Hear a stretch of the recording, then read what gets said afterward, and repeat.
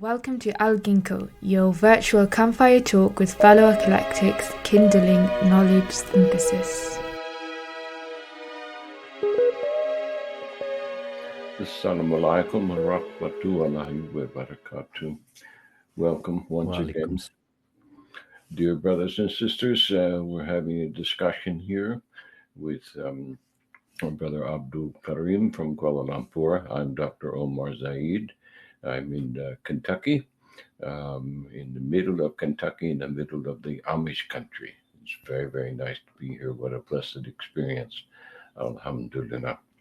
Now, Brother Karim, we've been discussing various aspects of what I perceive and what you have defined in what we would like to call Islamic terms, using the Islamic locution, even of the traditionalists, to demonstrate that there's need for a review of what Muslims have been handed as their authentic traditions regarding what many people amongst the Ummah consider to be the Sunnah, not just the Sunnah of the Prophet, but the Sunnah of those who follow any of the Prophets, and the Sunnah of the way in which we interact with the divine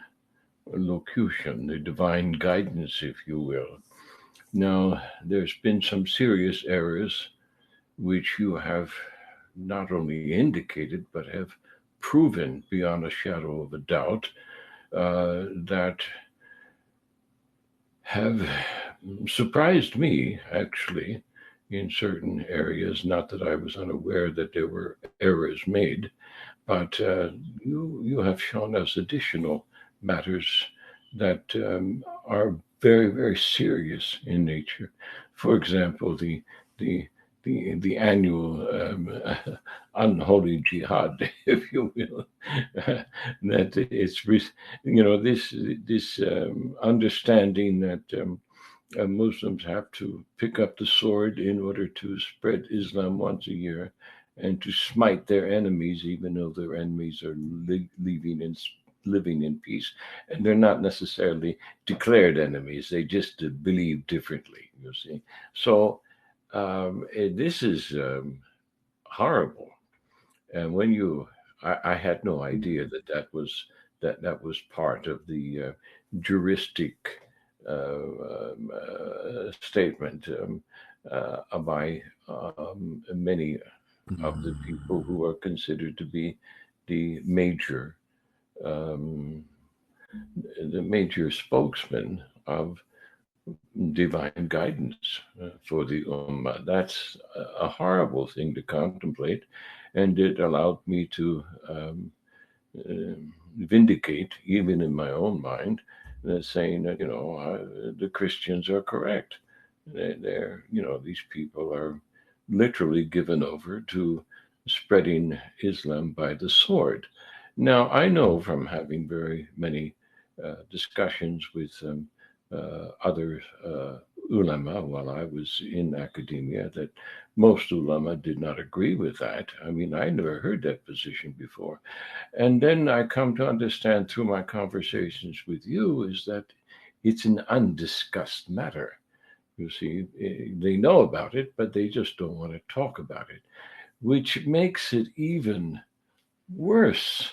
You see, it's a worse offense, because that's a kind of hypocrisy, and the Quran makes it very, very clear that Allah is in great disdain, holds hypocrites in great disdain, if not the greatest of disdains. So we've discussed that. We've discussed some other things. We've discussed the fact that the traditions are, for the most part, the greater majority of the traditions are manufactured, and they cannot be relied on. So this is a serious matter that I would like to pursue even further with you, especially since we come to this um, agreement last week of what is it that we used? The paraphrastic um, shirk, paraphrastic. That is paraphrastic shirk is a useful phrase, I think, because and I'm glad for you, glad that you introduced this to us because I I knew that legalism was a problem in Islam, and the moment you become a legalist, you're reducing divine guidance. You're essentially putting um, revelation into a box, and you're saying, "Hey, we're the ones who that we meaning us jurists, you see, we're the paraphrastic jurists, you see, we're the ones who understand the Quran most thoroughly, and it's not really possible for you to understand the Quran in the same manner. So, therefore, you must listen to us and then blindly follow. So this taqlid is also part of the Sunni perspective. And I didn't expect that. I just thought, well, taqlid was something that was done by extremists, you see. Lo and behold, what you're disclosing in our conversation is that the Sunnis themselves, as a sect, one of what 73 are extremists. You know, if they accept this position, if they accept the position that there's no more ijtihad, if you will, in other words, we're not permitted to look at the Quran ourselves and try to discern what it is that the revelation is truly telling us. We have to listen to them. You see, they're the ones who are telling us. And then on top of all this, we find out that, hey, many of these so called scholars of days gone by were Persians, you see. And not only were they Persians, but they were crypto Jews who took on Arabic names or Persian names. And God knows, how are we supposed to know who's who?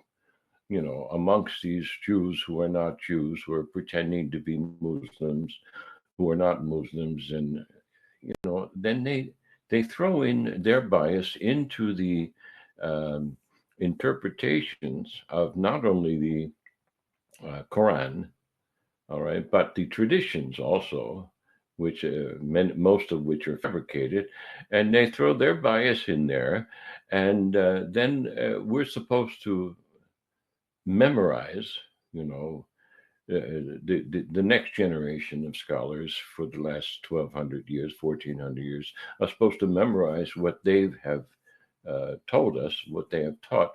Well, this sounds to me like it's just a manufactured consensus and a form of mind control or indoctrination.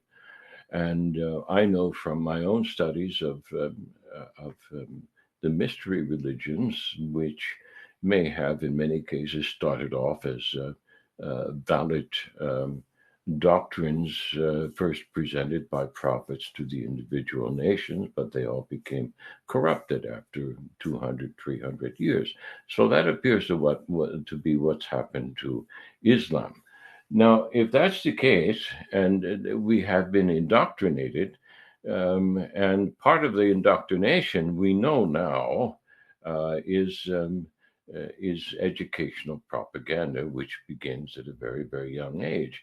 And we teach children to place their loyalty, their trust in God and country by saluting a piece of rag on a stick, you see. So Muslims have been taught the same thing. They're going to salute a flag that has the star and crescent on it, and that's a form of idolatry. And the star and crescent represents ancient gods, which were represented by idols in the Kaaba, which we understand, if the tradition is correct, that our prophet destroyed, just like Ibrahim. Abraham destroyed them, 2,000 years before him. So this is a mess. It smacks to me of intellectual and theological fitna, every which way you turn. And if that's the case, then we need to look at the Quran, we need to look at the history of Islam with a fresh perspective. Now, I know that I have been, you know that I've been having discussions with Brother um, Instructor who's a very well informed, self educated individual. And I think that we can say pretty much the same thing about our beloved prophet. I don't recall him having been recorded to have gone to Al Azhar or any other university of the day to receive a PhD in Revelation and a PhD in, political science so that he can write the Medina Charter and govern people according to divine guidance. I don't think that's necessary. Matter of fact, to the best of my recollection and the best of my knowledge, having studied the prophetic Sunnah, according to what we embrace as the monotheistic scripture, I don't recall any prophet having gone to university. None of them, you see. So I'm scratching my head here and I'm saying, okay, well, we've developed this system of it's a universal system now amongst the ulema, and they have grandmother's knee and grandfather's knee and papa's knee and mama's knee and auntie and so and so. Then they go to madrasa, and then if they're good enough at memorizing and reciting and performing the rituals, they get to go to university if they speak the language clear enough, and then they get their degrees, and then they become um, regurgitators, professionally recognized, acknowledged, and lauded regurgitators of this fitna that I've just tried to describe in a synopsis, if you will, trying to cover most of what we've talked. I certainly haven't covered everything that we've talked about, dear brother. So, with that having been said, I'm wondering, well, gosh, I'm sure there's so much more to be said about this. And I'm sure that we have made some enemies amongst the uh, traditional mindsets. And that's okay. That's the way it's going to be because, well, they're the majority. And their livelihood, and their well being, their pensions in particular, are vested in this tradition that's filled with the fitna that I've just described. Now, so I don't mind walking away from that lot completely, you see. It just seems to be the right thing to do for me. And I know that the traditions warn against this. They warn against people like me, you see. And people like me are probably amongst those, 5,000 or so philosophers you said were murdered by them or by their ancestors, 1,000 years ago or so. So, um, that means I put a target on my back. You've got one on your back as well. And I'm sure there's certain streets in major Muslim cities that if we were to attempt to walk down those streets and were made known as to who it is that we are, we wouldn't be able to cross the street in one piece. You see, so that's just the way it is. And that's the way I've been for many years, especially with, for example, in the medical profession regarding um, uh, immunizations. I've always been anti vaccine, and that's standing outside the majority's camp. And now, after 50 years of being anti vaccine, I'm being vindicated by the science, you see. So I'm looking for ways in which we might be able to anticipate some vindication for our respective positions regarding Islam's dire need for revision. So, and I'm sure you've given this some thought. And so, with that introduction, and now come to an end here, and with that final statement and query, what are your thoughts with respect to revision? Who else is involved in this approach to revision that you are aware of? And what paths are they taking? And what paths do you think are best to be taken with respect to this approach to Al Islam's revision? Yes, thank you, Brother Omar, for the opportunity to share once again some thoughts with you and your listeners. Before I begin, let me just do my little, silent dua. Of course. I normally ask Allah for guidance because, of course, I always worry about saying the wrong thing, and we don't want to do that. We want always to say the right thing. So, just one moment, please. Inshallah.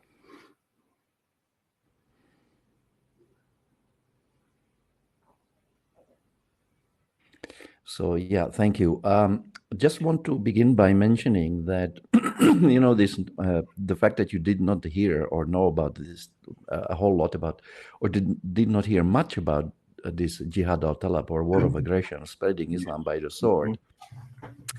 Actually, I encountered other people who basically told me the same thing. I recently spoke with a friend who is actually running a major think tank here in Malaysia.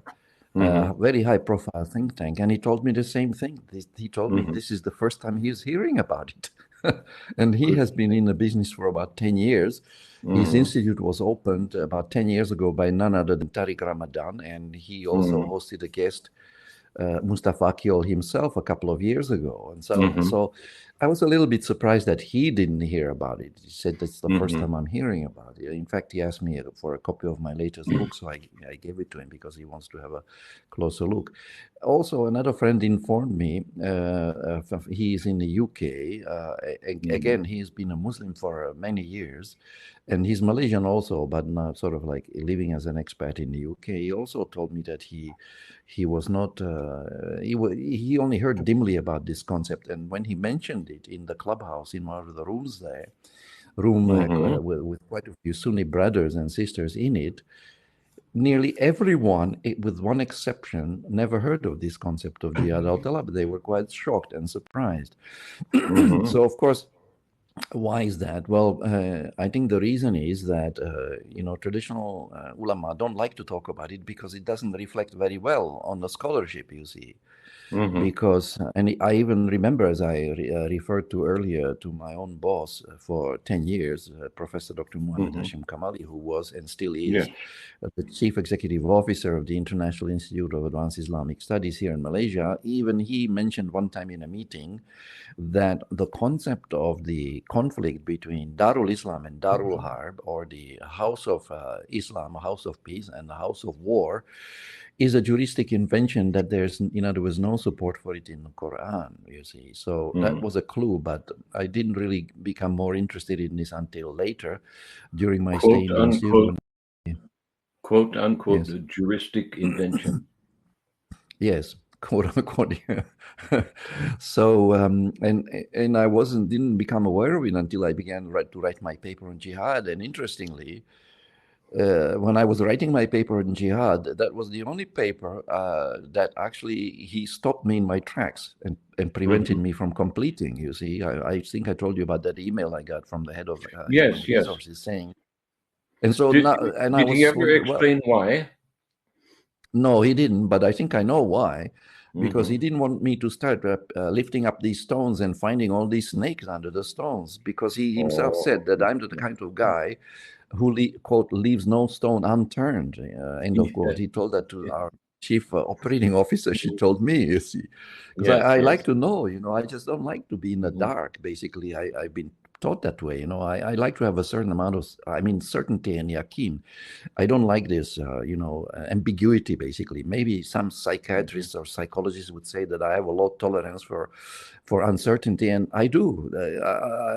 I don't like that condition of, being neither here nor there. So anyway, after I left the institute, I returned back to that paper, and I realized to my horror that the jurists have actually developed this doctrine of a war of aggression, which is completely diametrically opposed to the teaching of the Quran. I was thinking, how on earth did they get away with this? How come nobody objected? Because in the literature, I don't find a single scholar who objected to this doctrine, although I heard one source say, but I'm doubtful whether it's the correct rendition, that Ibn Taymiyyah was opposed to, Jihad al-Talab. But from another source, I read that actually he supported it. And there's an excellent book on this concept of Jihad al-Talab, by the way, written by Usama Hassan and Saleh Ansari. The book is published by the Quilliam Foundation in the UK. You can find it online on academia in PDF format, and the book is called Tackling Takfiri Theology of Terror. And it is basically a rebuttal of the explanation of jihad by the chief ISIS, the terrorist group ideologue. I forget his name, but it's in the book. You can find it there. They are taking basically point by point and rebutting his extremist statements about Jihad al-Talab. But what was really horrifying was not that the leader of one of the ideologues of ISIS was expressing this. I wouldn't expect anything else from somebody from that group. Of course. But what was a real shock, that the traditional ulama actually supported this. And here are some names that are mentioned in that book, beginning with, are you ready for this? None other than Imam al-Shafi'i. Imam al-Shafi'i apparently supported the doctrine of aggressive war or Jihad al-Talab on the basis of the alleged abrogation of more than 100 peace verses by the verse of the sword, Surah number 9, verse number 5. And another name that is well known in jurisprudence, that of Ibn Hazm. He also supported this sort of spreading Islam by the sword.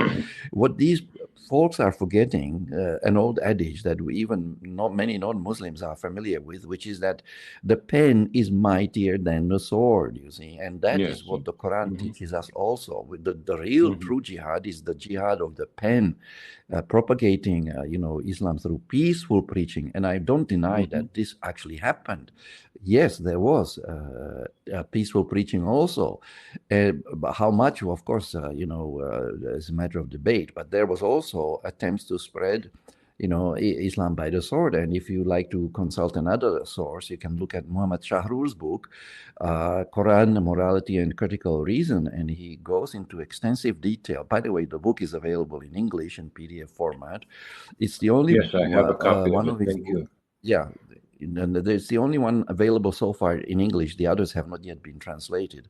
Hopefully someone will come along and do so. But he gives a very detailed analysis of what happened and how the ulama have basically allowed themselves to become kind of like slaves of the powers that be, and to provide them with the the propaganda to justify wars of aggression and make it appear as if they are doing what is referred to as jihad fi sabilillah, or even fighting in the way of Allah. You see, they gave a very militant interpretation, very aggressive interpretation to this doctrine of jihad, which is fighting is permitted, yes, in the Quran, but only in self-defense, and secondly, only against persecution. But the ulama have turned it around and said that they not only said that the jihad, aggressive jihad, war of aggression, by the way, which is also illegal under international law. This is what the Nazis did, right, when they tried to conquer the world. And many of them were hanged after the Nuremberg trial as war criminals. So here, some of our traditional ulama are telling us that it is not only permissible to wage a war of aggression, but they go a step further. They say it is actually a religious requirement, believe it or not. It is the sixth pillar of Islam, they claim. Now, that's this astounding. is A religious outrageous. requirement. Good, that's outrageous, yeah. Yeah. This is, can you compare that, for example, to the doctrine that became known as manifest destiny in the West? Is it Yeah, similar? in fact, I was about to. Yeah, in fact, I touched on it in one of our previous meetings. Yes, Mm-hmm. it is very similar to Manifest Destiny, and also Mm-hmm. we could, because America back in the days of Teddy Roosevelt felt that Mm-hmm. they had a message for the world. Some people even talked about the white man's burden. You Mm-hmm. remember, spreading Christianity Yes, to yes, those of course. African people and what Mm-hmm. have you. And I heard, I think it was Bishop Desmond Tutu who said that, well, when the white man came to Africa, we had the land and they had the Bible. And then they Yeah. said to us, "Come, let us pray." And when we finished praying, we had the Bible and they had the land, you see. Yes. So it wasn't very good in that sense. Mm-hmm. So, and then we Mm-hmm. also have the concept of, gunboat diplomacy. Remember, the British sailed up the river to Mm-hmm. the Chinese emperor's palace. They pointed their cannons in their ships on his palace and said, "Listen, Your Majesty or Your Highness, please sign over to us Hong Kong for 99 years. If you don't, we will blast your palace into smithereens." So Mm-hmm. it seemed that the Chinese emperor found it to be a Mm-hmm. rather convincing argument, and so then he signed over, Mm-hmm. Hong Kong for 99 years to protect his palace. So that is what we call gunboat diplomacy. So now Mm-hmm. I don't know whether we want to take it any further than that, but the enforcement of particular ideologies in different parts of the world is nothing new. Even the communists had that agenda. I remember when I was growing up as a boy in at that time communist Czechoslovakia, we were also taught that communism will win the whole world over. It's just a matter of time before we defeat Yes. those greedy capitalists, you see, or whatever. Yeah. I This remember was Khrushchev sinful. making that statement as well. Yeah, exactly. So you see, this is the kind of zeal, and of course, the Nazis had a similar concept, didn't they? So I'm just sometimes wondering whether there's not more than just an element of something that that we could use the word fanaticism, you see, to describe this kind of movements, because Well, it's many of these people. What do you yeah, think? You think it's too it's strong it's a word greater. to use? It's greater than fanaticism. It's conviction on the part of these people that they think they have the divine right to take the world.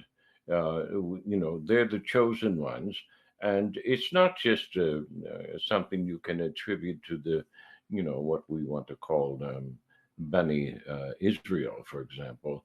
Um, it's something that supersedes that, because once you understand the mystery religions a little bit more, like I do, I've spent some time studying them. I'm certainly not the greatest expert on them, but there is for example, there in some of the degrees of initiation, there is a step that's called the Jew.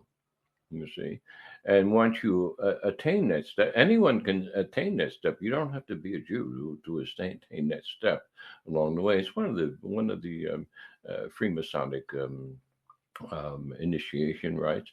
You can become a Jew. You see, and they have names for each of these particular regards. But once you get above, for example, the 18th degree and the Scottish Rite degree, you're taking an oath of allegiance to the Jews in Israel. Now, if you understand the language to be more than just geopolitical, then you are understanding metaphysics of it. The metaphysics of it is that the Jew is the individual who's been initiated into a certain ring of power that allows them to have the divine right to take control of everything. You see, they are the chosen ones. Now, I know they teach the Jews who are going to, Friday services for the Sabbath. They teach them that they're the chosen ones. But in the initiation circles, anyone can become a Jew. You see, at that particular rite, you just have to fill the requirement. You have attained all the other degrees, and then once you get to that degree, you're a Jew, you see. And even if you don't get to that degree, the ones who are at the lower degrees, you see, you have taken an oath of allegiance to the Jew. So this is so that gives you a different perspective on Scripture. You see, when you look at the Scriptures referring to things like the Jews, Yahuda or Bani Israel. You see, it's not just a tribe; it's a kind of person. It's a kind of a cult. You see, and it's not just a ethnic or racially integrated tribe, although at the surface thing, that's what it appears to be. So, getting back to the point you were just making or wondering about, yes, this exists because these people who have put together this ring of power in the occult world of the mystery religions, who have always been right next. They're the high priest right next to, and the shamans right standing right next to the king, who's always an initiate. You see, um, for them in the ancient world, that was the case, and many of them are in the modern world. But there are initiates who are higher than them. You think about Merlin, the magician, giving advice to King Arthur, and you have the imagination here. King Arthur was an initiate, but nowhere near the status of Merlin, for example. And you have this reflected in the Lord of the Rings. You have the magicians there. You got a good guy and a bad guy, and they both have their staffs and their crystals and their power radius and their trust radius or distrust radius. So this is part of a geopolitical occult ring of power. Okay. So, and it's been going on for a long time, generation after generation after generation. So, yes, in the West, they called it manifest destiny. In Islam, they called it this jihad. I can't say the word, but Talab. this Talab. jihad al talab.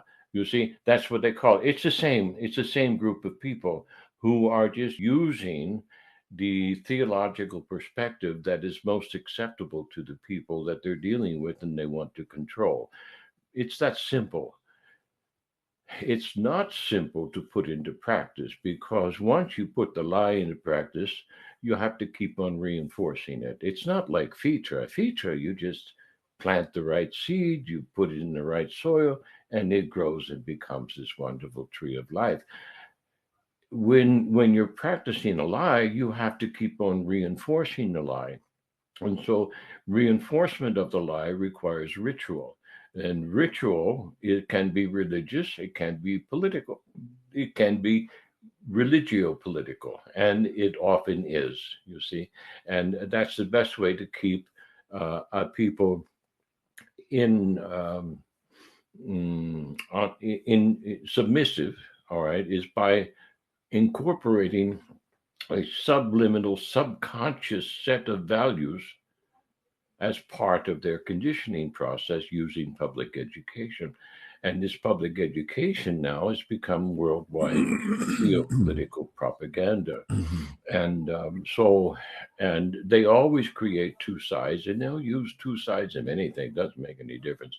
Political party, religious differentiation, sectarianism within the religions. It doesn't matter. They'll get on because the whole goal here is to keep people divided.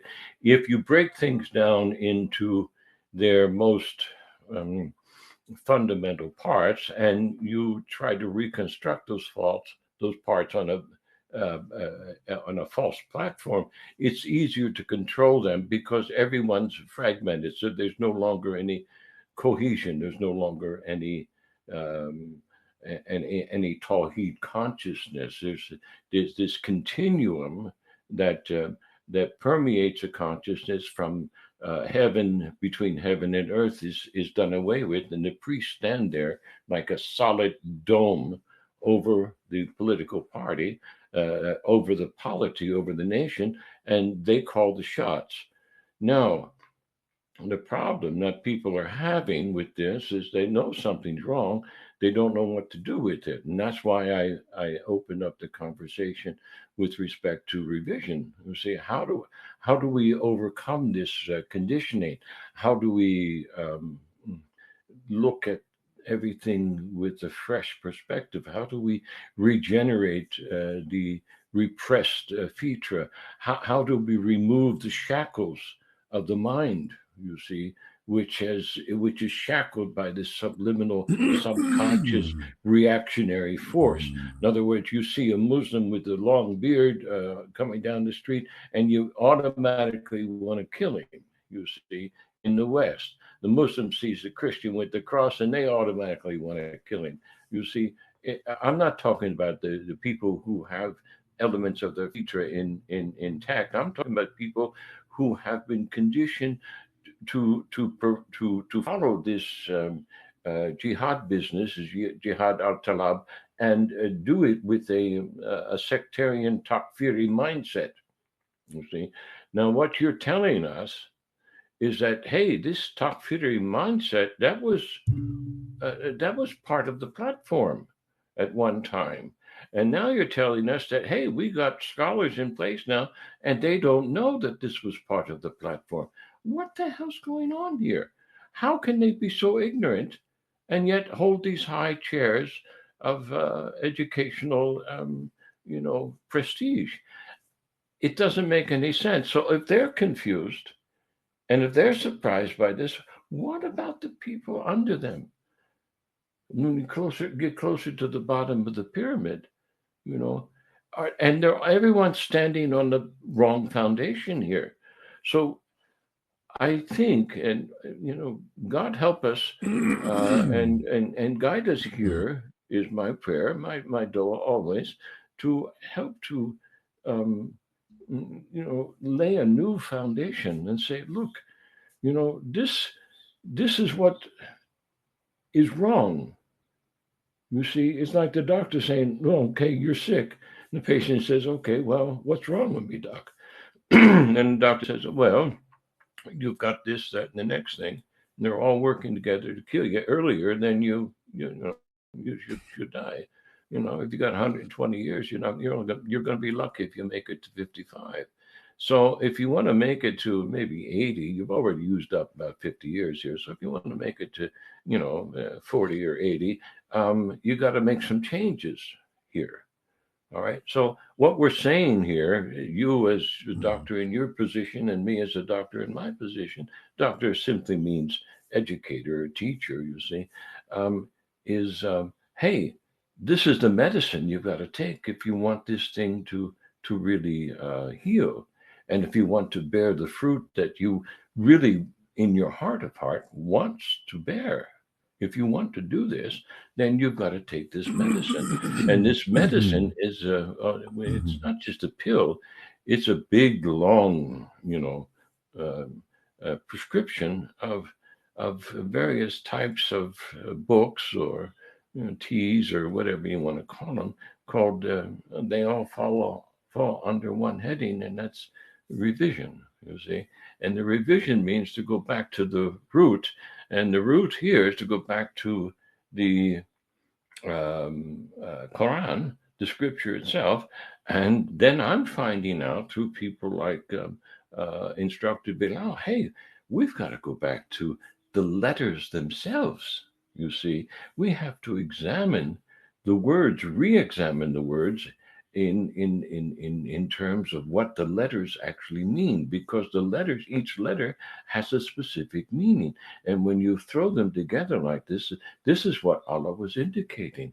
So that when Allah's indicating one thing and you're thinking in literal terms, you're far away from the guidance that was provided by our beloved prophet. You see, so, and he didn't go to university. So that kind of explains, you see, why these exalted PhDs are shocked. Now I'm shocked. I'm supposed to be shocked because I'm not an exalted PhD. I didn't go to any madrasa. I don't even know Arabic, and I certainly didn't study the Quran in terms that these people who've been brought up in these traditions have done so.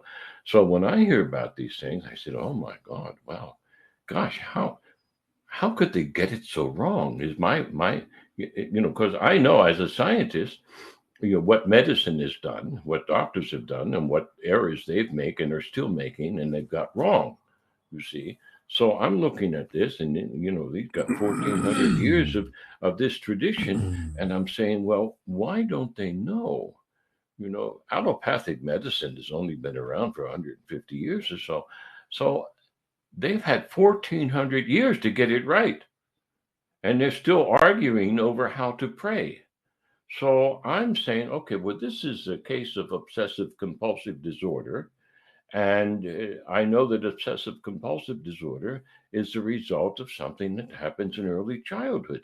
Well, the early childhood of Islam was 1,400 years ago, 12 to 1,400 years ago. So what happened? We've examined some of that, and we know geez, there's a problem here.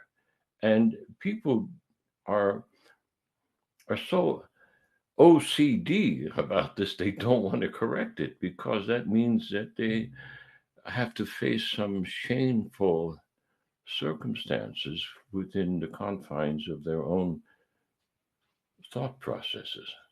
And they have to re examine what's in their heart and what it is that they've held dear.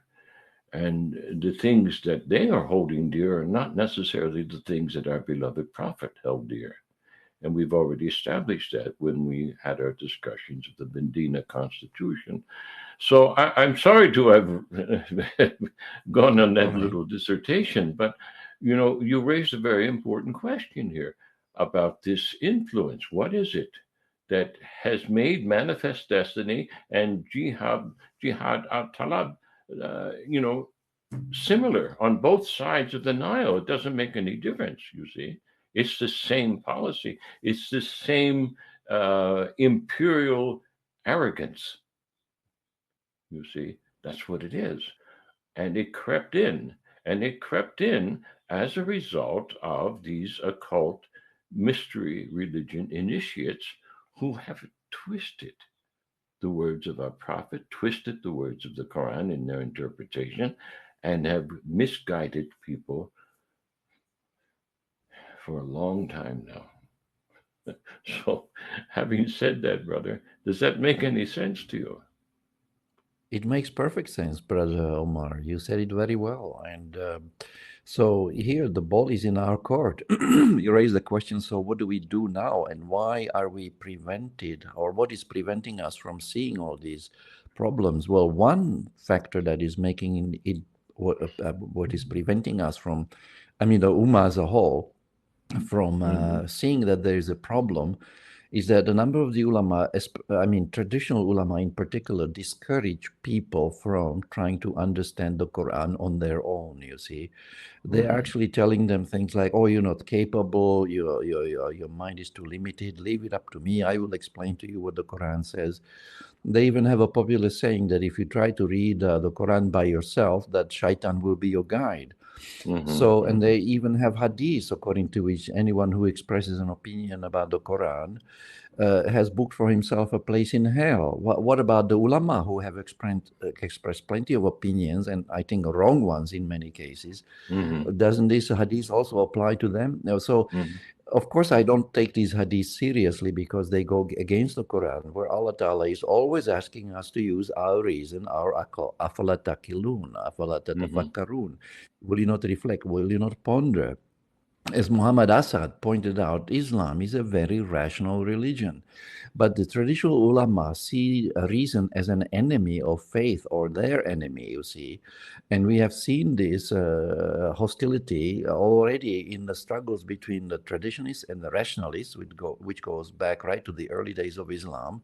And that was because the traditionalists could not defeat the rationalists in arguments, because they were not good at argumentation, you see. They were good at imitating, imitation.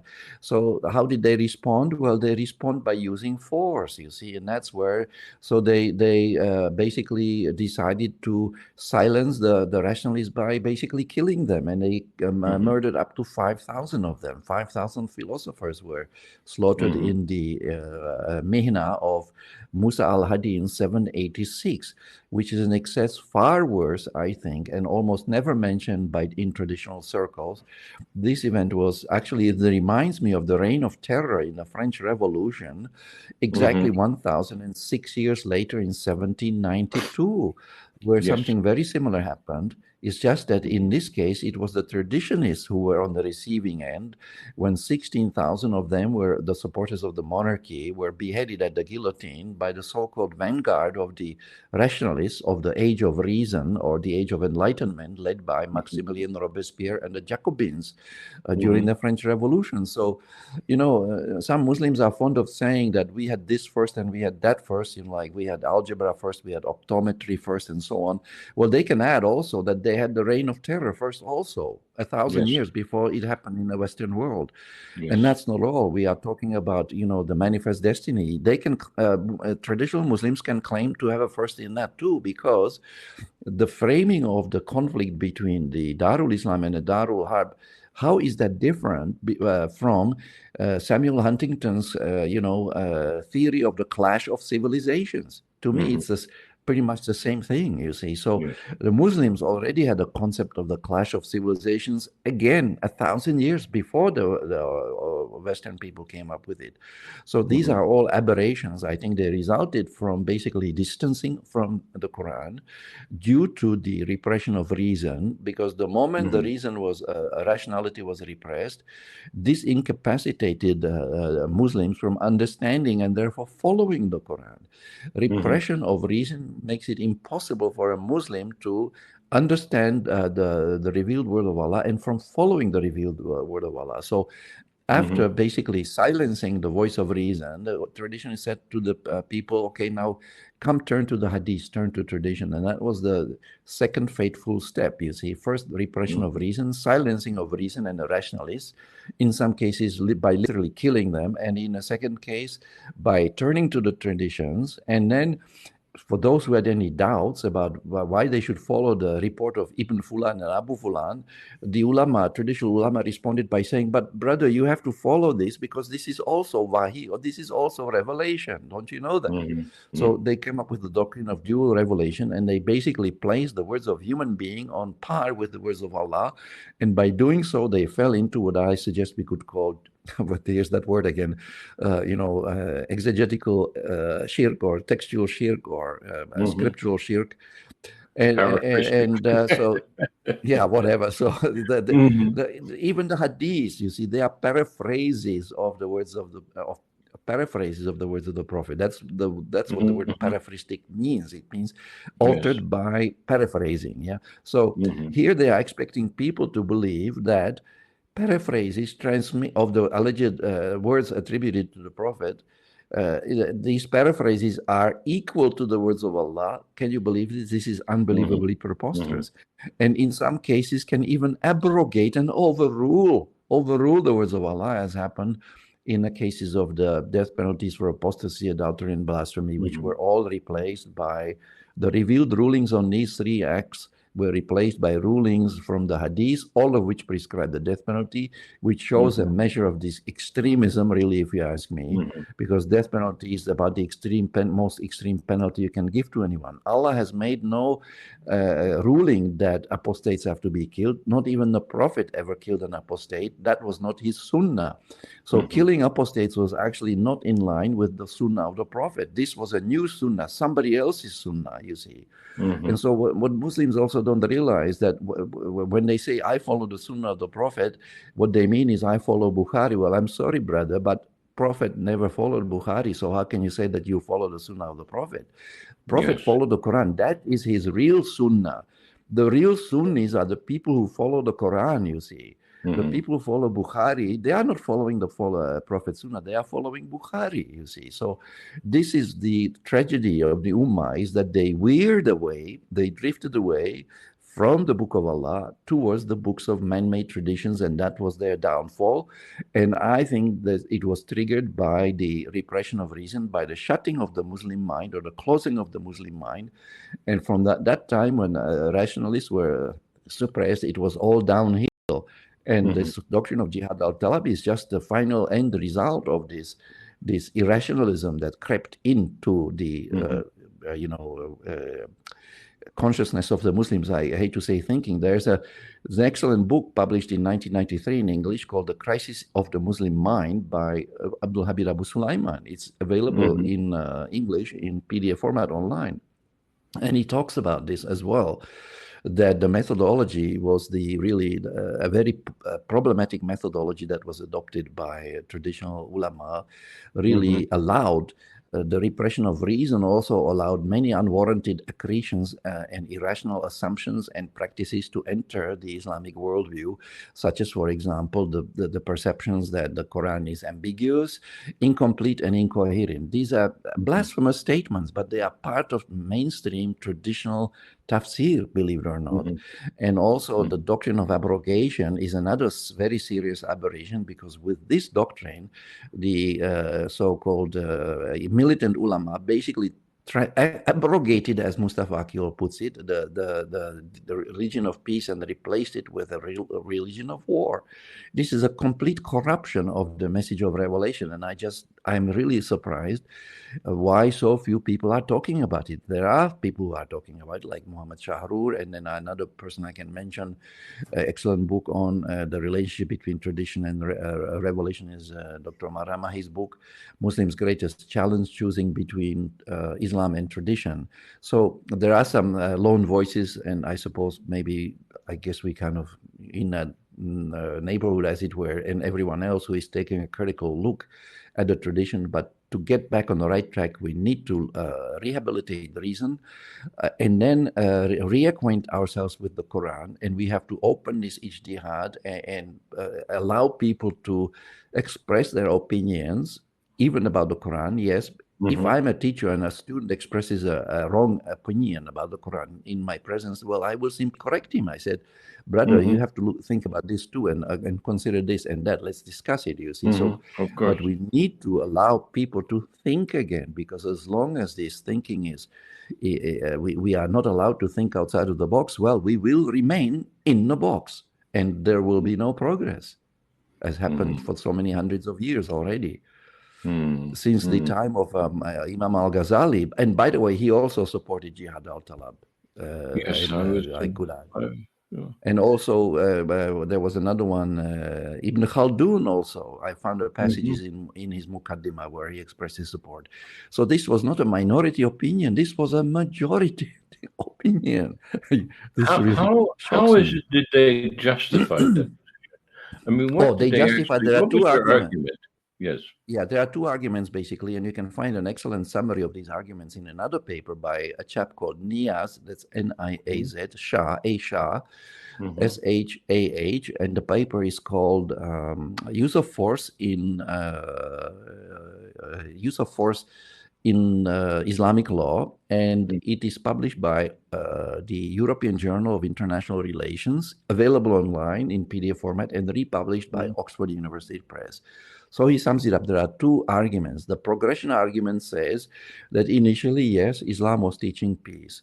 But once in the second last year of his life, or in the last year of his life, I think second last year of his life, verse number 5 in Surah number 9, they allege abrogated 120 peace verses. A claim that Muhammad Ghazali, the Sheikh of Al-Azhar University, describes as, I quote, the crassest stupidity, end of quote. You can find it online. He totally disagrees with it. And nearly all modern scholars disagree with the doctrine of abrogation, like Fazlur Rahman, Muhammad Abdu, Rashid Rida, Muhammad Ghazali, Muhammad Asad. In the old days, Abu Muslim al-Isfahani also rejected the doctrine of abrogation on the basis of the 3 verses according to which where Allah says, we will never find a change in his words, you see. Kalimallah. So 3 verses. So, but when you say abrogated, that Allah abrogates his own verses, and what you are saying is that he changed his words, you see.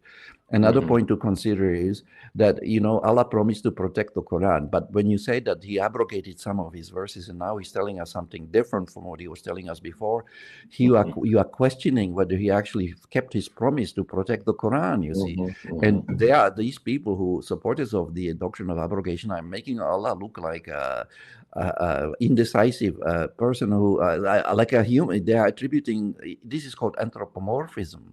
They are attributing human quality, qualities to him, like indecisiveness and changing his mind, you see. Mm-hmm. So there are huge problems with the doctrine of abrogation. But according to that first argument, the verse of the sword abrogated all the peace verses, and now Allah wants the Muslims to go on the offensive against the non-Muslims once a year, every year, even when the non-Muslims are not attacking the Muslims. Now, to me, as I mentioned before, when they said this, they have basically made halal what Allah made haram. This is very, very serious.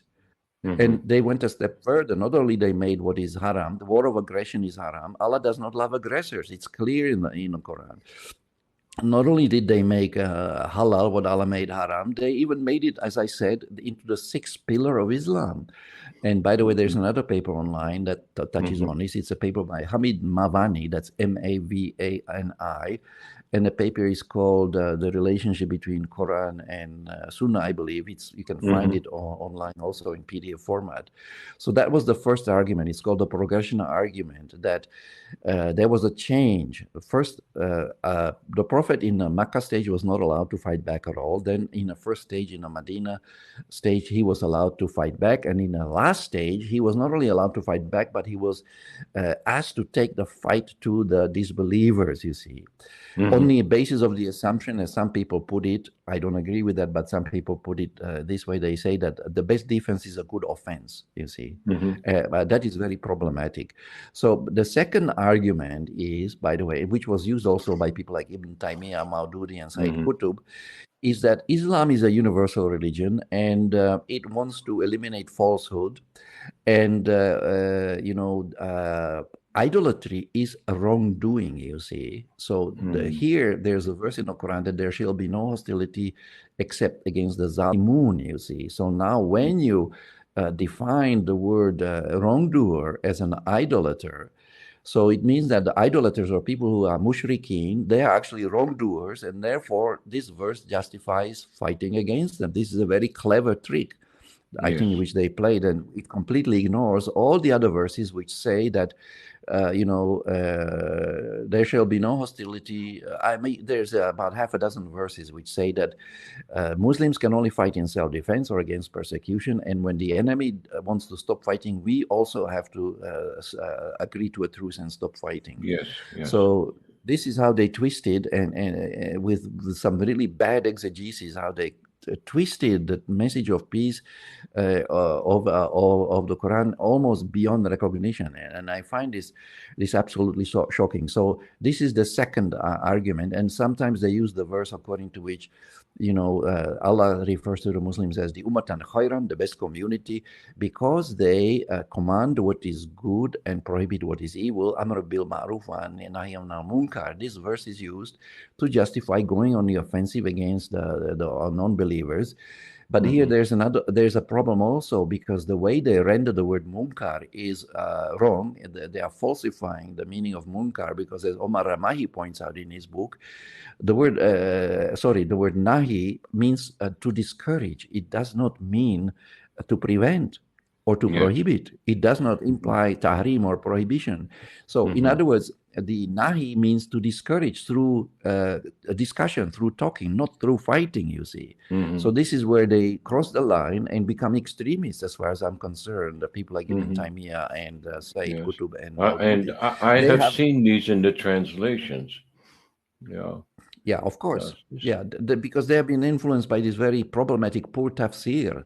The traditional tafsir is, riddled with problems, and shall I say paraphrastic shirk? It is huge problems.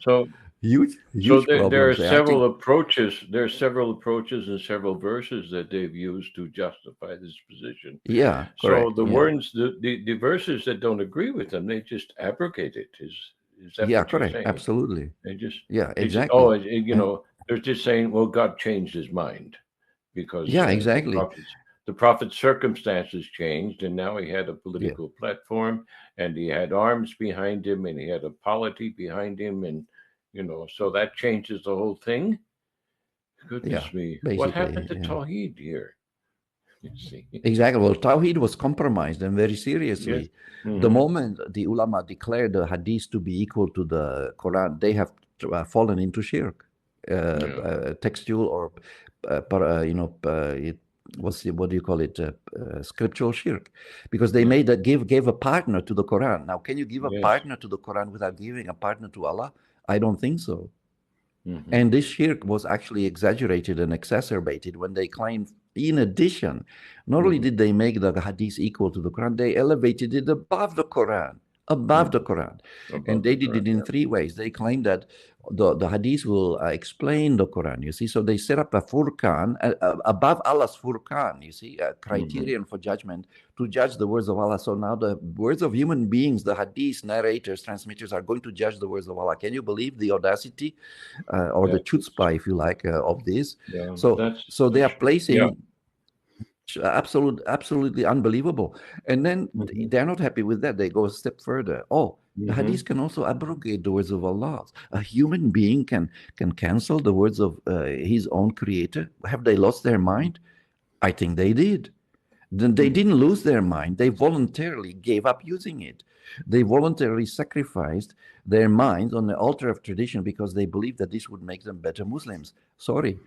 That is not the case. And then this whole thing enabled them to justify their sense of arrogance and superiority over non-Muslims, over other people who had a polytheistic theology. And instead of preaching to them, they just, it's just easier to kill them. And exactly. If we kill them, then we can take what's theirs and make it ours. You see. I call this keeping up. In some of my papers, chapters in my various books, I call this keeping up with the cons, which is pretty, it's pretty much what took place. Well, this, and this is what the Abbasids did to the Mongols. They killed them, and then they robbed them of their property. This was armed robbery. And it brought a reprisal which wiped out the Abbasid civilization, and 1 million people died as a response to this unbelievable provocation. You see. Well, I would like to close here, brother, if you don't mind. Yeah, sure. With the thought that maybe next week, give some thought to the Golden Age. And it comes to mind here as you're discussing this, because there was a Golden Age. And there was, the thing that irked me about it when I was amongst the ulama was that they were preoccupied with this Golden Age, as if that was the be all and end all of Islam, you see. And I kept on saying, well, why haven't you gotten beyond this? Don't you see that the Golden Age ended? And did you understand why it ended, and what were the forces that worked that ended it? You see, no one's talking about that. They keep on harping on the wonderful things that happened and ignoring, again, these undercurrents. You see, that we are, we're turning over some of these stones here. So maybe next week we can turn over some of the stones that lay at the foot of the Golden Age. Golden Age. And maybe we'll find some gold under those stones in this yes, land. Maybe. So thank you very much. Snakes. Some snakes as well, some vipers. Okay. Thank you very much, Brother Karim. I always appreciate your perspective, and I look forward to these meetings. And I know for some of our listeners, some of these things seem to be repetitious. But every time we repeat the pattern, we also develop it, you see, and something's added to it, and something is explained in a different light, according to a Tawhid perspective as well. And that's what's missing in Islam, this Tawhid perspective. So we're trying to open up those doors to Tawhid with this approach to revisionism. And I thank you one and all for joining us.